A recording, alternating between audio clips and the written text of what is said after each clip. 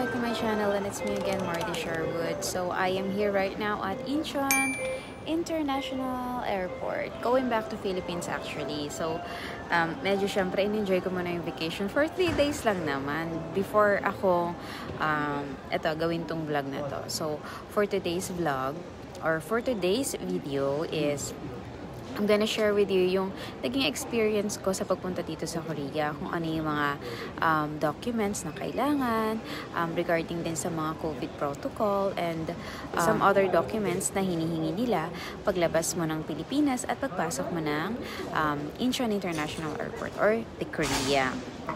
So, ayun na nga. Siyempre, kailangan pa rin natin mag-mask. So, short storytelling, nung nasa Philippines kami, going here to Korea, nasa line kami, and then, yung ibang passenger is, nagpa-COVID test pa sila, bago sila pumunta ng airport. Yung iba naman, ang dami pa nilang inasikaso, kumuha pa sila ng kung ano-ano pang mga dokumento.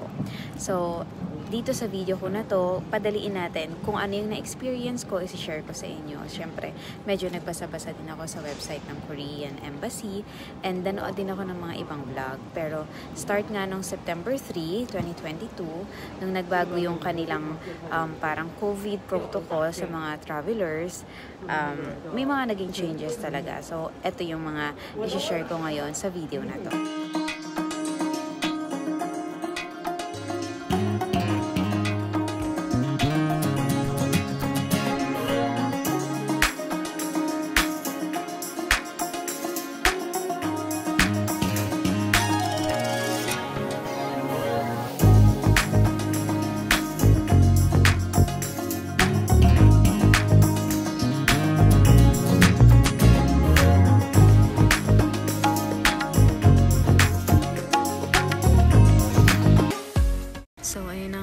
Sa ngayon is delay ang aming flight ng ilang oras na.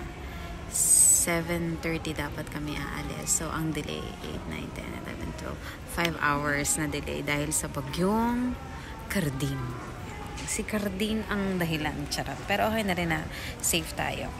So, ayun na nga. So, bali, nung pumunta kami dito, nung pumunta ako dito ng Korea, yung hinanap sa akin dun sa NAIA Terminal 3 is passport, visa, and ticket. Okay, so, ayan, may announcement. So, dun na papasok na hindi kailangan ng COVID test result, PCR test, RT-PCR, hindi na po kailangan. Yun po yung isa sa announcement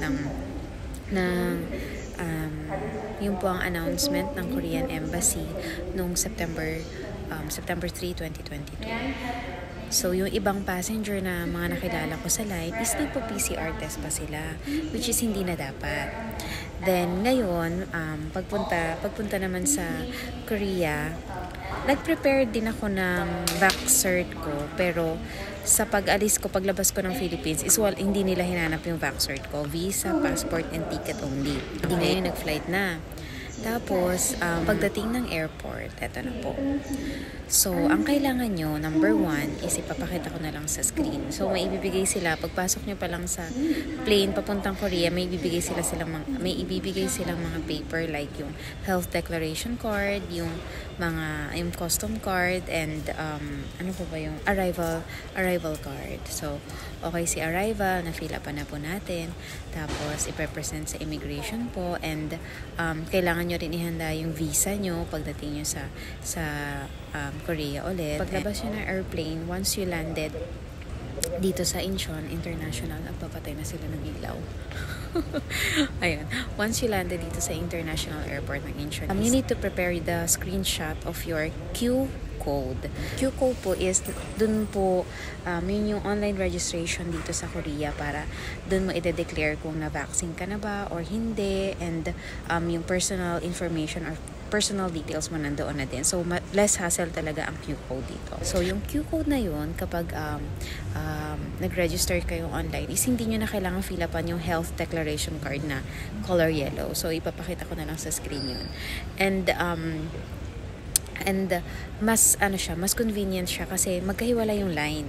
Paglabas nyo ng plane, lakad konti, tapos makikita nyo na yellow paper ba or yellow health declaration card sa left side, and then sa right side, Q code. So, saglit lang yun. Percent nyo lang yung Q code, i-scan lang nila, makikita nila yung information, i-confirm lang sa inyo yung name nyo, tapos they're just gonna give you a flyer all about the COVID-19 protocols here in South Korea. Then after that, po ay sa foreign passport. Next is after po na matatakan yung passport nyo dun sa immigration ng Incheon, gonna go down to get your luggage or your baggage, and then labas na ng custom.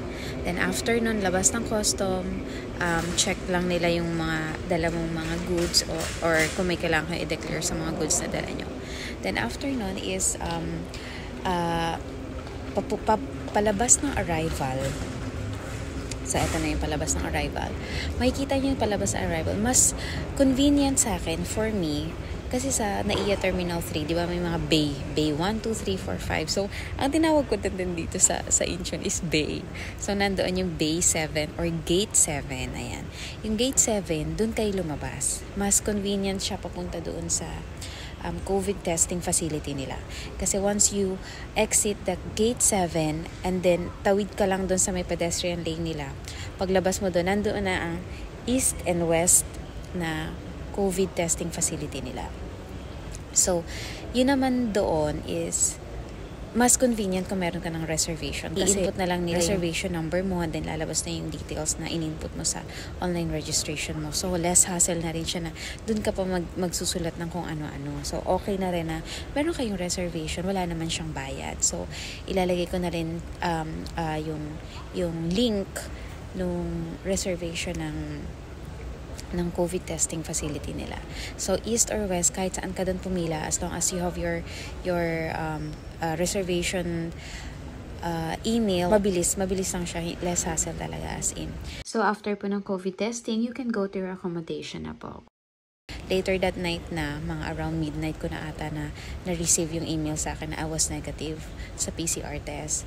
Once you receive your COVID-19 result sa email nyo po is, kailangan nyo po siyang isubmit sa Q code nyo po. So, balik lang kayo dun sa Q code na niregister. Gagawa ko ng another video para maipakita kung how I register Q code online and how I submit my COVID-19 test result.